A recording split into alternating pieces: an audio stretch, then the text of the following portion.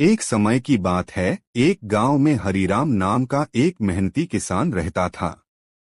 उसके परिवार में उसकी पत्नी रानी, बेटा मोहन, एक प्यारा सा कुत्ता शेरू और एक बूढ़ा गधा भोला रहता था।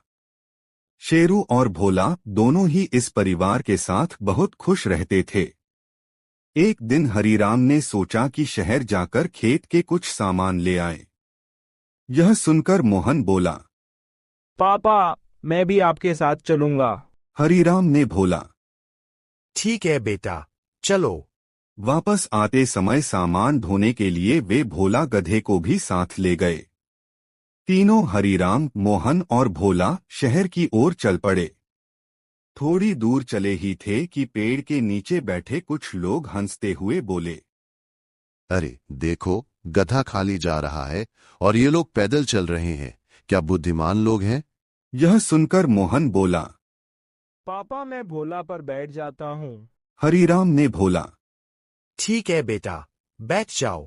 थोड़ा आगे चले तो एक औरत बोली, वाह, बेटा गधे पर बैठा है और बाप धूप में पैदल चल रहा है। कैसा लड़का है। यह सुनकर मोहन को बुरा लगा। मोहन ने बोला, पापा, लोग गलत सोच रहे हैं, आप भोला पर बैठिए, मैं पैदल चलूंगा। हरीराम ने मना किया, लेकिन मोहन नहीं माना, तो हरीराम को बैठना पड़ा।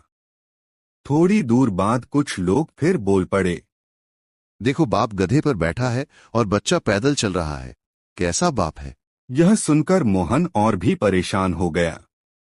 आखिर उसने भी गधे पर बैठने का फैसला किया और दोनों गधे पर सवार हो गए। जैसे ही वे आगे बढ़े, एक आदमी बोला, ओहो, दोनों एक साथ गधे पर बैठ गए। बेचारा भोला कितना वजन उठाएगा। अब मोहन बिल्कुल उलझ गया।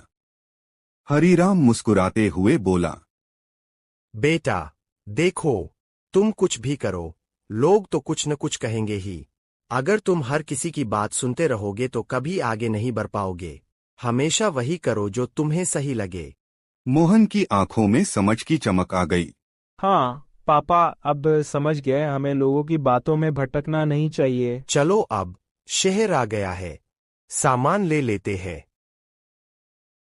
Like, share, and subscribe to Stories Hub for more amazing stories.